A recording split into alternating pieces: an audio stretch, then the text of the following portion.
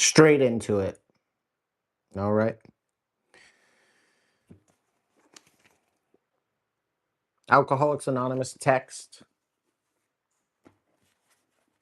Hold on. Tally wants, my dog wants to come in. 1 second.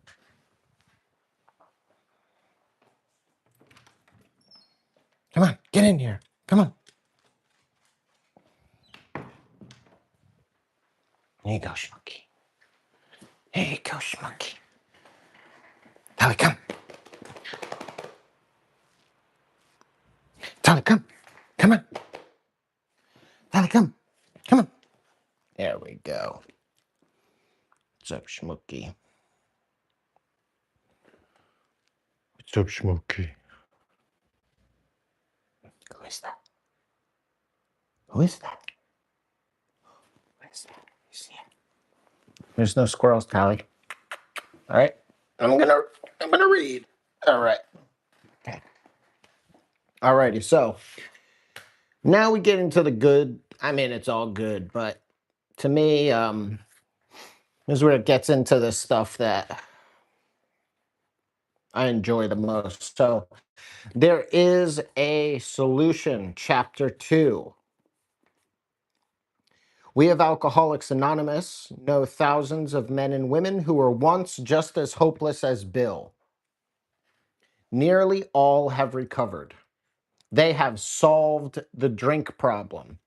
So I like to time travel in my mind when I'm reading this and imagine that it's 1939 and I'm reading this brand new bit of information, this new thing for the first time. New to the world, new to the collective consciousness, and I'm reading it for the first time. I try not to read it as a modern day with it, I put out of my mind all the things about AA that I think I know or that I've heard or seen in shows or movies or whatever the case. And I just try to take it as a pure blank slate. So if I'm having a problem with drinking, which I was, and I sit down and I feel as though my problems are insurmountable, there is a solution. We of Alcoholics Anonymous know thousands of men and women who were once just as hopeless as Bill. Nearly all have recovered. They have solved the drink problem. We are average Americans. All sections of this country and many of its occupations are represented, as well as many political, economic, social, and religious backgrounds. We are people who normally would not mix. But there exists among us a fellowship, a friendliness, and an understanding which is indescribably wonderful. We are like the passengers of a great liner the moment after rescue from shipwreck, when camaraderie, joyousness, and democracy pervade the vessel from steerage to captain's table. Unlike the feelings of the ship's passengers, however, our joy in escape from disaster does not subside as we go our individual ways. The feeling of having shared in a common peril is one element in the powerful cement which binds us. But that in itself would never have held us together as we are now joined. The tremendous fact for everyone. Okay, let me do that again. The tremendous fact for every one of us is that we have discovered a common solution. We have a way out on which we can absolutely agree and upon which we can join in brotherly and harmonious action. This is the great news this book carries to those who suffer from alcoholism. An illness of this sort, and we have come to believe it an illness, involves those about us in a way no other human sickness can. If a person has cancer, all are sorry for him and no one is angry or hurt. But not so with the alcoholic illness, for with it there goes annihilation of all things worthwhile in life. It engulfs all those whose lives touch the sufferers. It brings misunderstanding, fierce resentment, financial insecurity, disgusted friends and employers, warped lives of blameless children, sad wives and parents, anyone can increase the list. Damn. Okay. So, rapid fire on that shit, Hello to anyone who's hanging out. What's up? We're reading the big book, as they call it, AA, Alcoholics Anonymous. So it's true. An illness of this sort, as we have come, and they're saying, we have come to believe it an illness. Okay, so we could debate on that all we want. We could go back and forth. It's a disease. It's not a disease. It's an illness. It's not an illness. Whatever, dude. You know what I mean? For our purposes, we're saying alcoholism is a disease, and the American Medical Association agrees. So medical now agrees with that shit. At the time, 1939, when this book first came out, that was controversial. That was not the, um, you know, consensus at the time. All right. But it's true. An illness of this sort is we have come to believe it. An illness involves those about us in a way no other human sickness can. And if you think about it, it's true. If somebody has cancer, we don't go, "Ah, dude, you piece of shit." We rally around them, we wear ribbons, we donate to charities, we go on races and marathons and parades. you know for the alcoholic, you go, "You piece of shit, get out of my house." And it's because with it we do terrible things. Okay, so it's not to say we don't. We say and do horrible things under the influence of alcohol, and anybody, I mean, is susceptible to that. Any normal regular person could drink too much and do and say crazy shit. There are people whose lives are completely ruined because of one bad decision with alcohol. um you know and that's why, like, it's a fucking vicious substance. But it's legal in the United States, so there's easy access to it. It's socially acceptable. It's readily available at every major event, even work events that people go to. Sporting events, all that type of stuff. Imagine a world, okay? Just imagine a world where um where marijuana wasn't demonized and made illegal. Now, I'm not an advocate for it, right? I don't think I can safely use that either, right? Or maybe it's just not worth the risk. I don't know. But imagine a world where marijuana was socially acceptable everywhere. Okay, where pot, right? Um, and they were selling like joints at baseball games and hockey games and company picnics. They have a bar of different cannabis infused drinks, and alcohol was the one that was like, based on how harmful it is and how much it can deteriorate, that was made like illegal or scheduled or whatever. The way marijuana was, imagine how different society would be. Because I'm not a super advocate for cannabis, but when you just look at how it affects people compared to alcohol, totally different. There was a festival at some point where they studied two different events, right? One was like there was minimal alcohol sold. It was like like a festival where there was a lot of like pot smoke, weed smoke, and all that type of stuff. And there was like beer available. And then there was some other event where it was like a typical event where there was tons of booze everywhere. And at the booze festival, they had like 19 fights. Somebody got stabbed. 4 ambulances were called. People were like poisoning, alcohol poisoning, going to the hospital. And at the marijuana majority event, there was none of that. Like literally none. No police stuff, no fights. No, it's like funny, right? But that's not the world that we exist in. Not at least not on this timeline. On this timeline, marijuana was made illegal and alcohol was illegal for a little while, but then they realized, and so it's available everywhere and it's socially acceptable, and it arguably fucks people up worse than almost anything else. So that is what it is, right? Drink responsibly. Unless you're an alcoholic, truly, I would say don't drink at all. But to get to that point, we have to do certain things, okay? We hope this volume will inform and comfort those who are or who may be affected by alcoholism. There are many. Highly competent psychiatrists who have dealt with us have found it sometimes impossible to persuade an alcoholic to discuss his situation without reserve. Strangely enough, wives, parents, and intimate friends usually find us even more unapproachable than do the psychiatrist and the doctor. So, like, alcoholics collectively are not really willing to uh, discuss their alcohol problems, especially with friends, family, right? So doctor and psychiatrist, they may actually be a little bit more honest, but most alcoholics are not willing to be fully honest about their drinking problem, okay? But the ex-problem drinker who has found a solution, who is properly armed with the facts about himself, can generally win the entire confidence of another alcoholic in a few hours. Until such an understanding is reached, little or nothing can be accomplished. Okay. So the alcoholic is unwilling to talk about their problems honestly with a doctor, psychiatrist, wife, husband, family, friends.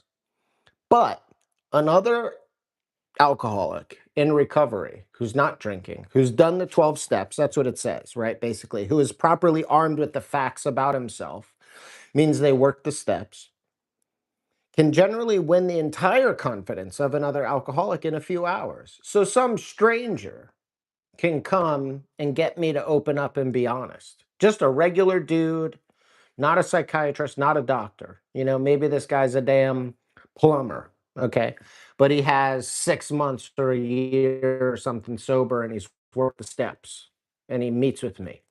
That guy can get me to be honest, unlike I've ever been in a few hours. That's a miracle. One alcoholic helping another. That man who is making the approach has had the same difficulty. Oh, that the man who is making the approach has had the same difficulty, that he obviously knows what he's talking about, that his whole deportment shouts at the new prospect that he is a man with a real answer, that he has no attitude of holier than thou, nothing whatever except the sincere desire to be helpful, that there are no fees to pay, no axes to grind, no people to please, no lectures to be endured. These are the conditions we have found most effective. After such an approach, many take up their beds and walk again. Sorry. So that guy, that ex-problem drinker, can meet with an alcoholic, you know, maybe who's even still drinking. And there's no, like, I'm better than you, I'm in a position of authority over you. I'm just a dude, right? I'm just another guy that used to have drinking problems, but I haven't had a drink in X period of time. I've done the 12-step shit that they're all talking about. And tell me about what's going on with you. You know, let's get to some common ground. That approach works with alcoholics better than anything else. Better than anything else. Okay. That's what they've discovered. Okay. None of us makes a sole vocation of this work, nor do we think its effectiveness would be increased if we did. Now, that may be a little different today. I know people who are like professional interventionists. You know, I know people that are kind of like professional sober coaches, that type of shit. Um, but it's not associated with AA. They can't go like, hey, I was hired by AA to be a sponsor. That doesn't exist. And if it does exist, it's fucking bogus, and you should run 1,000 miles the other direction from that person. Because that's not cool, man. But somebody might be an interventionist. Somebody might be in a 12-step program and work as a sober coach or something like that, you know, but it's not, it's a different thing, right? It should be categorized as something different. Okay, so none of us make a sole vocation of this work, nor do we think its effectiveness would be increased if we did. We feel that elimination of our drinking is but a beginning. A much more important demonstration of our principles lies before us in our respective homes, occupations, and affairs. All of us spend much of our spare time in the sort of effort which we are going to describe. A few are fortunate enough to be so situated that they can give nearly all of their time to the work, to like 12-step work. But again, it's voluntary. Maybe a guy or gal is retired and spends a lot of their time, going to meetings and meeting with newcomers. That's cool, right? But it's not their job. They're not getting paid to do that. If we keep on the way we are going, there is little doubt that much good will result, but the surface of the problem would hardly be scratched. Those of us who live in large cities are overcome by the reflection that close by hundreds are dropping into oblivion every day. Many could recover if they had the opportunity we have enjoyed. How then shall we present that which has been so freely given us? So remember, this text is largely unchanged from since 1939. That's why I say to kind of like do a little time travel mental exercise and imagine yourself reading, you just got this off the shelf, of a bookstore, and it's 1941, right? And you're reading this new information about alcoholism for the first time. And they're telling you, like, if we as a fellowship, if we as a group of people keep on the way we are going, there's little doubt that much good will result. They're saying we think a lot of good can come from this. But the surface of the problem would hardly be scratched. So it's saying, like, although you or I could meet, maybe whatever, man, a few people a year and give them this opportunity to do what we're doing if they have a drinking problem. Like, there are millions of people out there suffering from this thing we call alcoholism. Okay. Those of us who live in large cities are overcome by the reflection that close by hundreds are dropping into oblivion every day. And we've seen that over the last 20 years. I mean, there have been years where 100,000 people died of opioid overdoses. 100 fucking thousand or more, man. Imagine that. Like, if you zoom out on that, it's like a society is totally overtaken by this addiction problem. So while we're specifically talking about alcohol in this context for this book, just know that if you're having a problem with cocaine, pain pills, heroin, fucking even marijuana, weed, benzos, whatever, fentanyl, whatever it is, okay, you can apply these principles in this program to that, okay? And there are other 12-step programs out there. So it's kind of like whatever your flavor is, whatever resonates the most with you. There's another program, another fellowship called Narcotics Anonymous. And if that's your vibe, like if you resonate with that group more, then you do that. If you resonate, you feel different or better or whatever in an AA meeting, then you do that. Um, it doesn't really matter. There's so many opportunities out there today that you kind of like pick what works best for you, and just do it 100%, and you're going to get good results. If there's 12 steps on a wall somewhere in the place you're sitting in, you're in the right place. If you're trying to overcome an addiction or alcoholism, okay? Um, how then shall we present that which has been so freely given us? We have concluded to publish an anonymous volume setting forth the problem as we see it. We shall bring to the task our combined experience and knowledge. This should suggest a useful program for anyone concerned with a drinking problem. And as I just said, take drinking, insert addiction, insert pill, insert sex, insert gambling problem, whatever. Okay. I'm so convinced that this process could work for any type of compulsive obsessive behavior, okay, or tendency, okay. So, but here they call it a useful program. Of necessity, there will have to be discussion of matters medical, psychiatric, social, and religious. We are aware that these matters are, from their very nature, controversial. Nothing would please us so much as to write a book which would contain no basis for contention or argument. We shall do our utmost to achieve that ideal.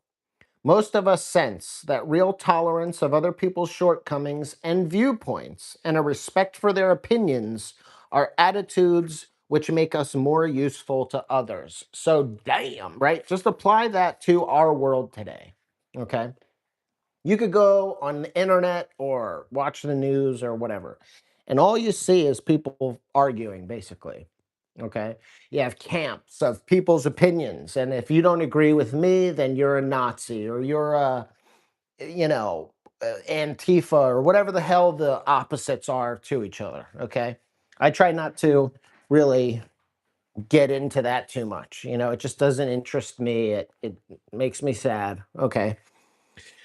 So, but when I go out into the world and I just meet people out in the real world, people are relatively nice. So I use that as my experience, real life experience, not what I see on the internet or the news, which I don't watch. Okay. But check this out, though, what they wrote in 1939 that we could apply to our society today, right now, today. We could apply this right now. Okay.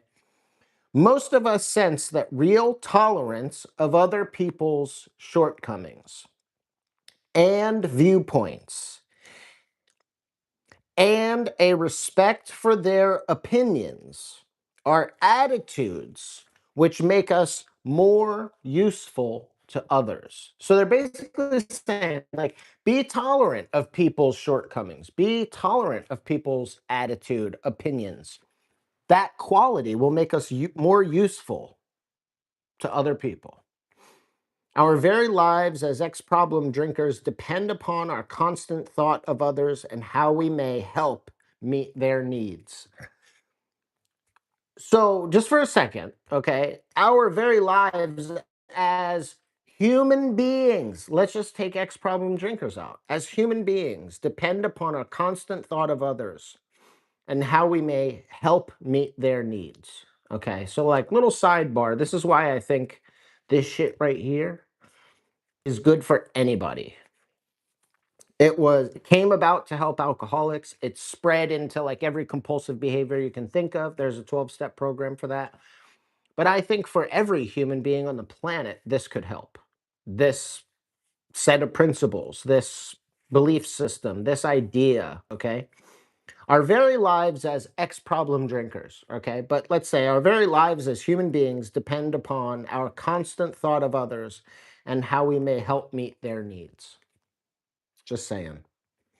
You may already have asked yourself why it is that all of us became so very ill from drinking. Okay, you may be asking yourself that if you're struggling with a drinking issue. Doubtless, you are curious to discover how and why, in the face of expert opinion to the contrary, we have recovered from a hopeless condition of mind and body. If you are an alcoholic who wants to get over it, you may already be asking, what do I have to do? It is the purpose of this book to answer such questions specifically. Okay? Not generally, not sort of, kinda, specifically. We shall tell you what we have done. Before going into a detailed discussion, it may be well to summarize some points as we see them. How many times people have said to us, I can take it or leave it alone. Why can't he? Why don't you drink like a gentleman or quit? That fellow can't handle his liquor. Why don't you try beer and wine and lay off the hard stuff? Man, his willpower must be weak. He could stop if he wanted to. Ah, she's such a great girl. You'd think he'd stop for her sake. The doctor told him that if he ever drank again, it would kill him. But there he is, all lit up again. Now, these are commonplace observations on drinkers, which we hear all the time. Back of them is a world of ignorance and misunderstanding. We see that these expressions refer to people whose reactions are very different from ours. So people that would say that about alcoholics are not alcoholics. Okay. So if you have a drinking problem and your family is saying, bro, why can't you just chill with that? Or your girl or your friends or whoever is saying, why can't you just stop? What the fuck is wrong with you? They're not alcoholic. And so you got to give them a little grace too. Even though you're deep in the shit right now, you got to give your friends and family a little grace also. Because I'm telling you, right? Here's a book and here's a group that's out there saying, you could come to me and say, I can't fucking stop drinking no matter what I do. And I'd go, yeah, 100%. I get it. Say less. I get it. And you'd be like, but I don't have to go on and explain myself. No, I can't stop drinking no matter what I do. Got it. 10-4. I understand that 100%. I've lived that. I've been there.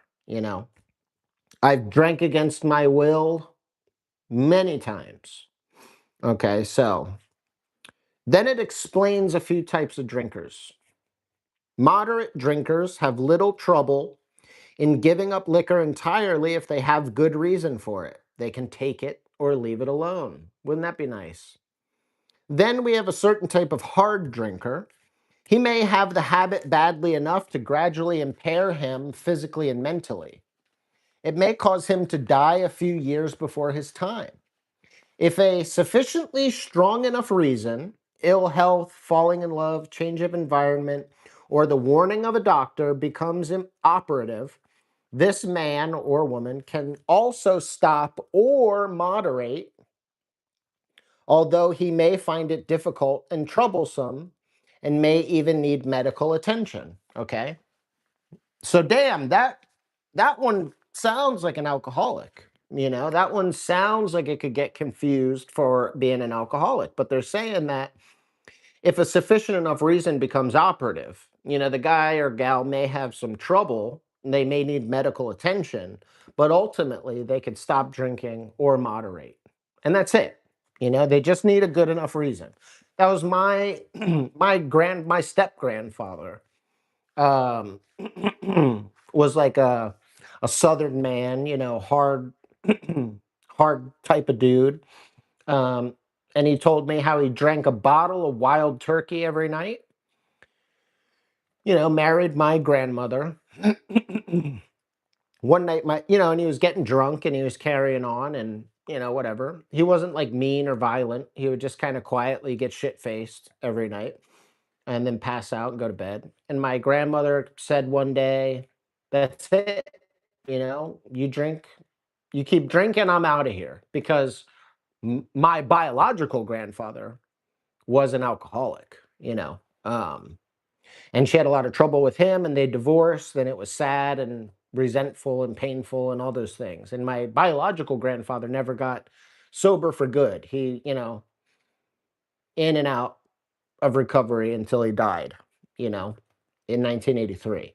So when my grandfather with my step, when my grandmother with my grandmother with my step grandfather saw he was drinking too much, to to her liking, she said, "You better knock it off, or I'm out of here. I'm not doing this again." And he poured the rest of that whiskey down the drain and never drank again, just like that. Okay, so to his credit, he loved my grandmother. That's a great story. He loved her and he knew she meant business and it wasn't worth it to him. He said, yeah, fuck it. I don't need alcohol. I'd rather have you, which I love. That's an incredible thing. But he was a heavy drinker, probably. He wasn't an alcoholic because an alcoholic could not do that. But what about the real alcoholic? He may start off as a moderate drinker. He may or may not become a continuous hard drinker. But at some stage of his drinking career, he begins to lose all control of his liquor consumption once he starts to drink. Okay, so it's saying an alcoholic may start off. You hear sometimes in meetings, genetically, genetic predisposition. Yeah, it's genetic. Yeah, sure. I was born an alcoholic. Maybe, maybe. But if you never had a drink, you would have never become an alcoholic. You may have been an asshole. You may have been a selfish prick. You may have done other dumb shit, but you wouldn't have been an alcoholic. Okay. So The real alcoholic may start off as a moderate drinker, may or may not become a continuous hard drinker, but at some point they lose control. Okay? They cross an invisible line. It's not imaginary because it's very real, but it does appear to be invisible. We don't know when we cross it until we've looked back and we go, "Oh shit, I think I'm in too deep now," you know?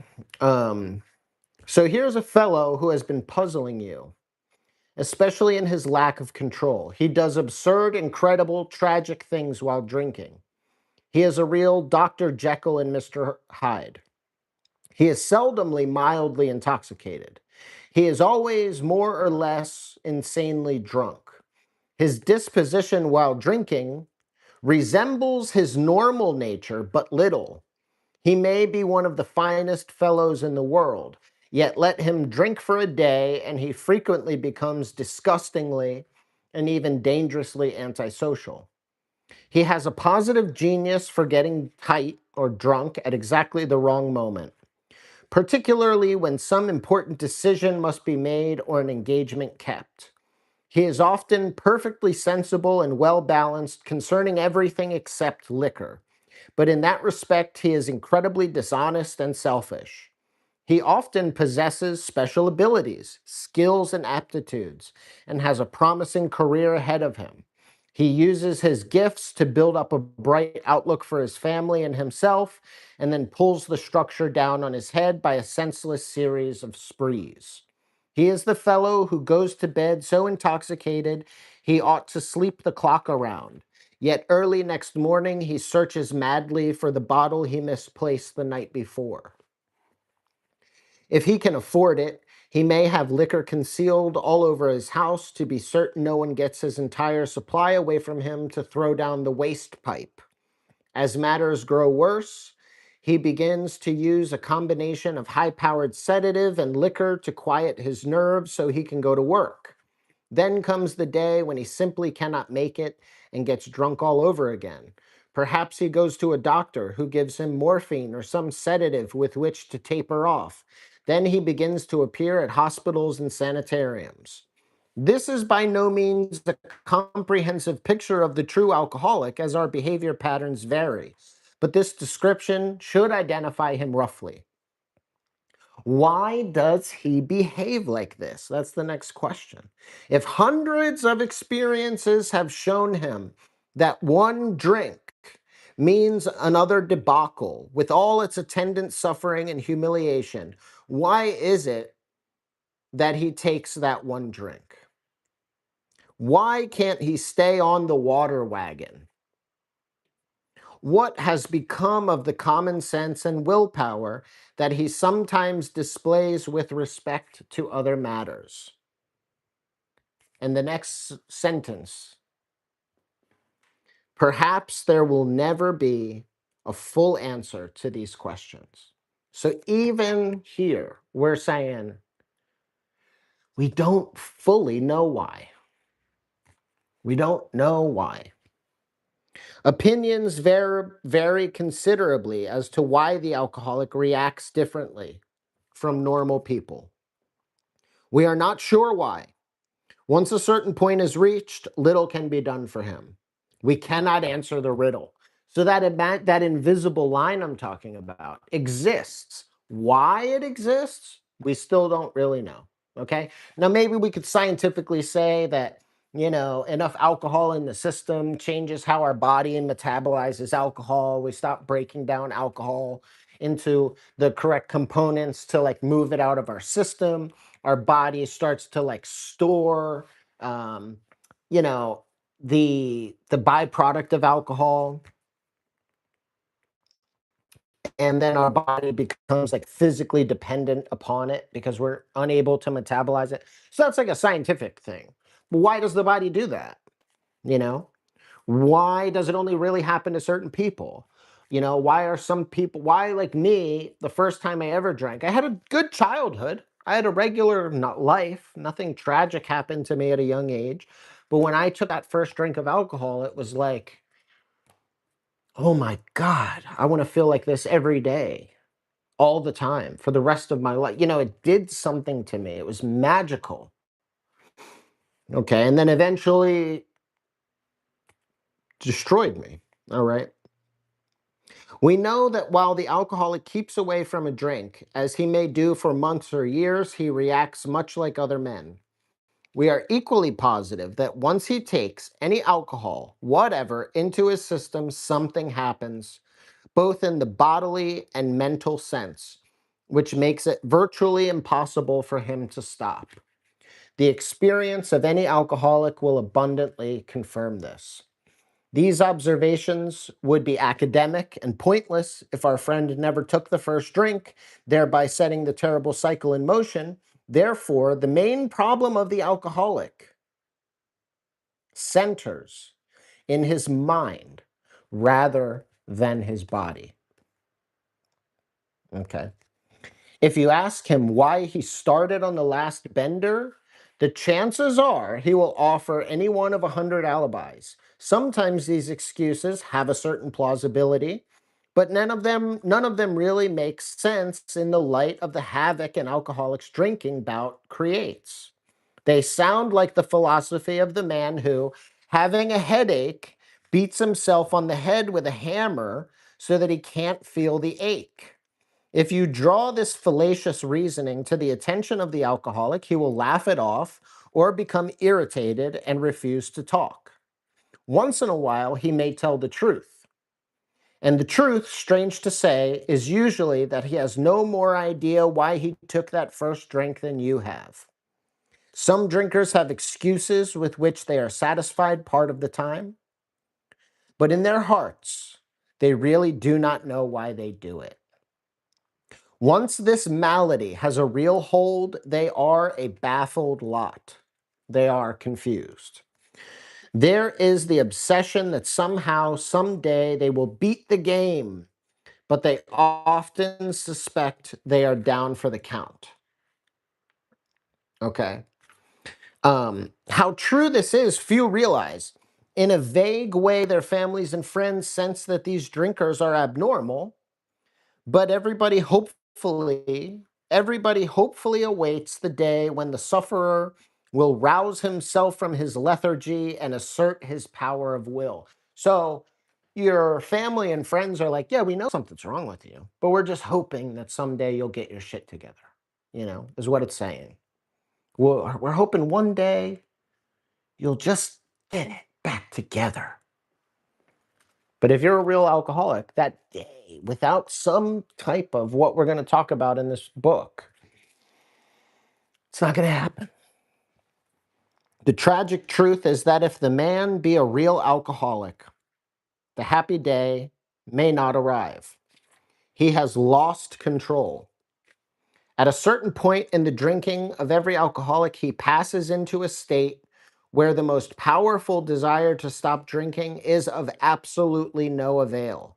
This tragic situation has already arrived in practically every case long before it is suspected. And this is italicized. And, again, that's for a reason. So we want to pay attention to that. It's not just like today, clickety clack and it's italicized. It took some effort to italicize things when this book was made. Now, this is a reprinting, but it's held over since the 1939. So it's important we pay attention to it. The fact is that most alcoholics, for reasons yet obscure, have lost the power of choice and drink. Our so-called willpower becomes practically non-existent as it pertains to alcohol. We are unable at certain times to bring into our consciousness with sufficient force the memory of the suffering and humiliation of even a week or a month ago. We are without defense against the first drink. So something happens to us where like this amnesia comes over us and we're unable in the moment to recall, like, wait a minute, I just got out of jail. I just had a whole fight with my family. I just was on the brink of divorce. That was yesterday. The almost certain consequences that follow taking even a glass of beer do not crowd into the mind to deter us. If these thoughts occur, they are hazy and readily supplanted with the old threadbare idea that this time we shall handle ourselves like other people. There is a complete failure of the kind of defense that keeps one from putting his hand on a hot stove. And I put in the margin here, instincts fail. So, like, as a biological being, I touch something hot. Like, let's say as a kid, I touch the stove and it's hot and I burn my fingers. That's like seared into my memory. Stove hot. Stove hot. That thing hot. Don't burn. Ow. Don't touch. Or like be careful around it. That is burned into our software. It only takes one time for you to like play with a candle and get burned and go, oh shit, you know? Or touch an electrical socket as a kid and you get shocked, you know, and you're like, fuck, you're afraid of that shit for the rest of your life. You never fuck around with it again. With the drinking, that system, that instinctive, fail safe, life saving mechanism that we have as a biological organism fails.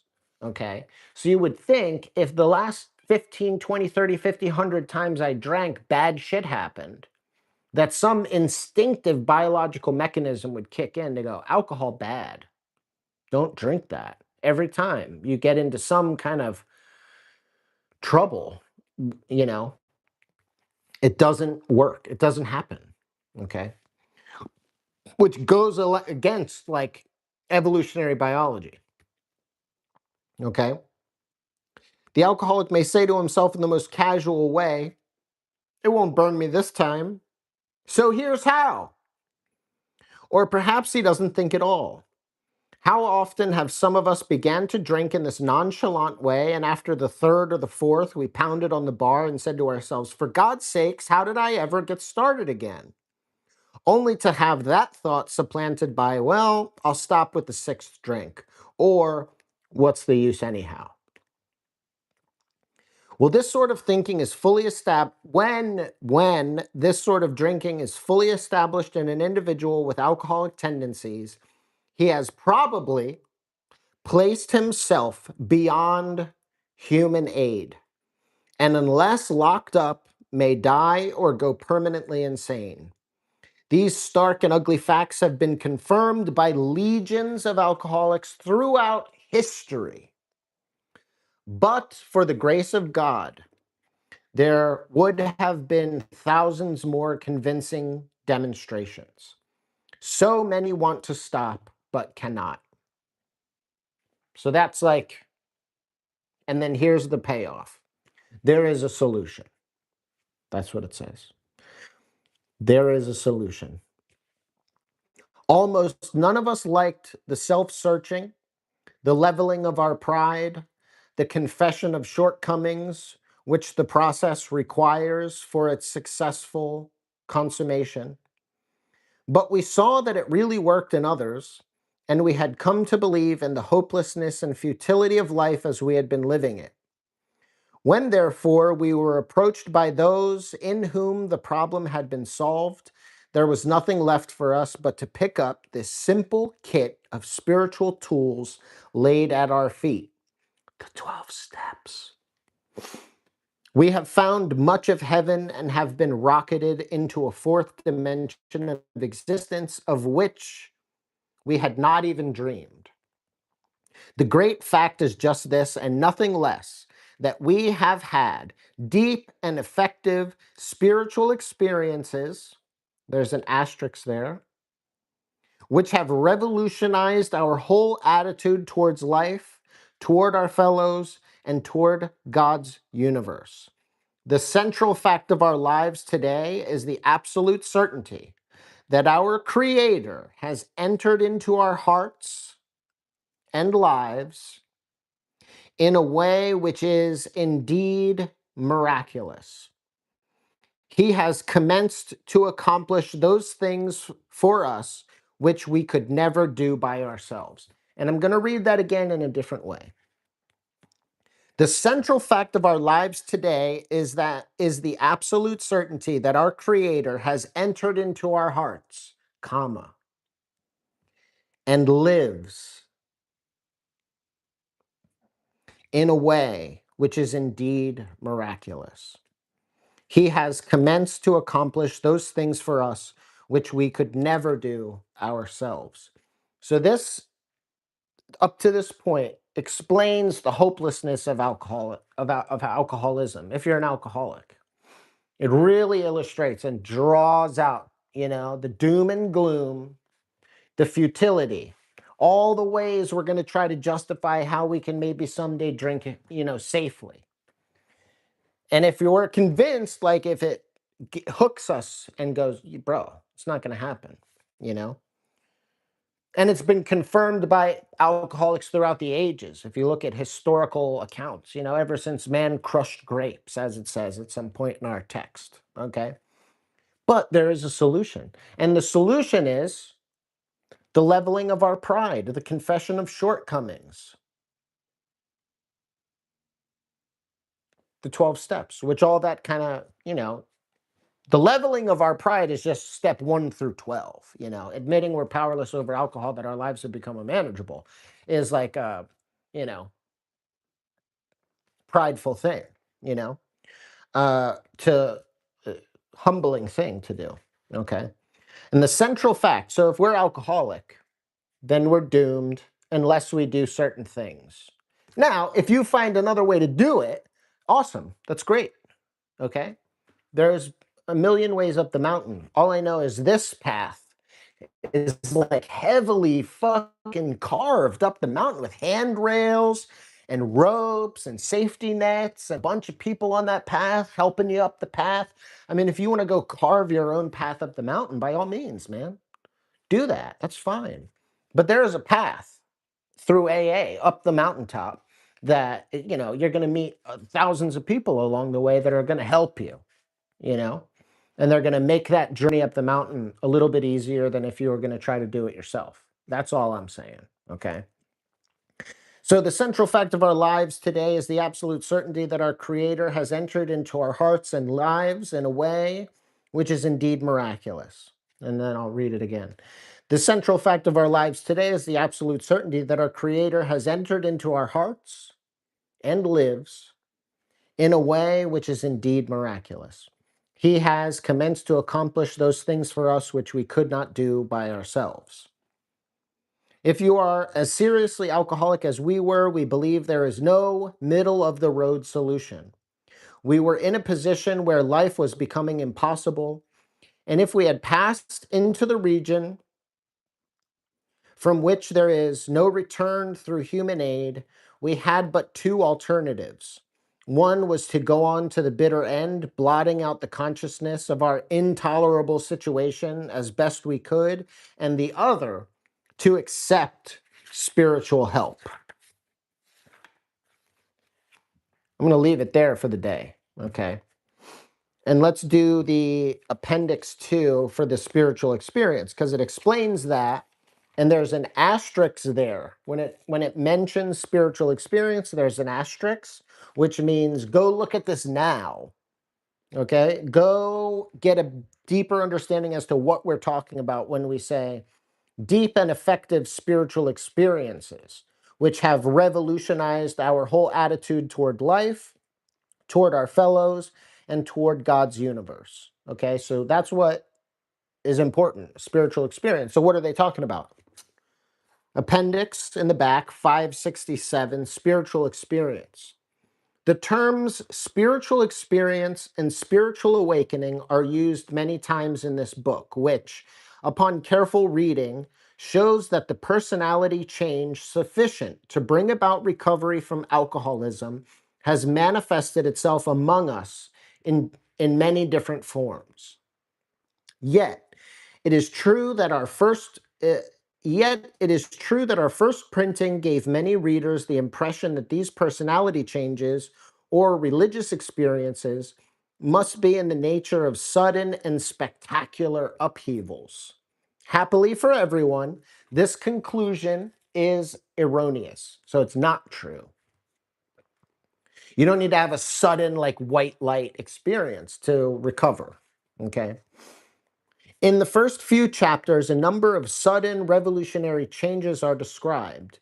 Though it was not our intention to create such an impression, many alcoholics have nevertheless concluded that in order to recover, they must acquire an immediate and overwhelming God consciousness, followed at once by a vast change in feeling and outlook.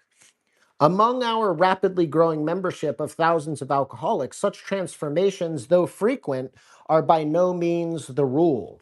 Most of our experiences are what the psychologist William James calls the educational variety, because they develop slowly over a period of time.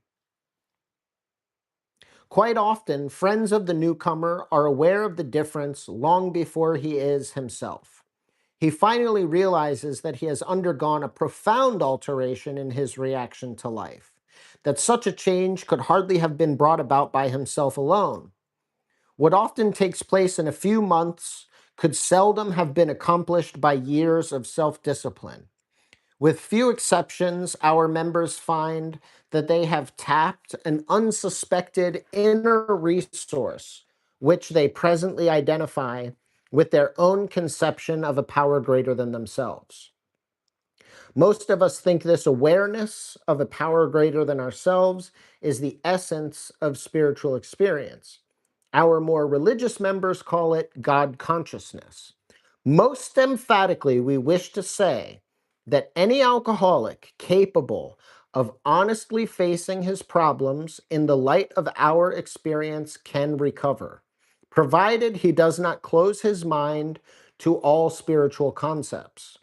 He can only be defeated by an attitude of intolerance or belligerent denial. We find that no one need have difficulty with the spirituality of the program. Willingness, honesty, and open mindedness are the essentials of recovery, but these are indispensable. And then this is a quote by a guy named Herbert Spencer. There is a principle which is a bar against all information, which is proof against all arguments, and which cannot fail to keep a man in everlasting ignorance.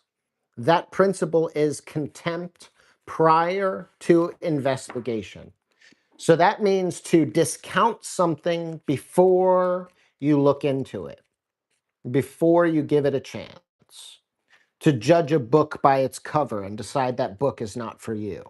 You know, that's what they're saying. Just be open, be honest, be willing, and be open minded, and you can recover. Okay. So I'll finish the rest of this tomorrow. Um, but we're leaving it off here is if we're alcoholic, okay? If you are seriously alcoholic, as we were, we believe there is no middle of the road solution. We're not going to half-ass this shit. We were in a position where life was becoming impossible, and if we had passed into the region from which there is no return through human aid, we had but two alternatives. One was to go on to the bitter end, blotting out the consciousness of our intolerable situation as best we could, and the other, to accept spiritual help. So that's where we'll leave it for today. Honesty, open-minded, willingness to accept spiritual help, whatever the hell that means. Everyone finds out, but open-minded, willing, honest.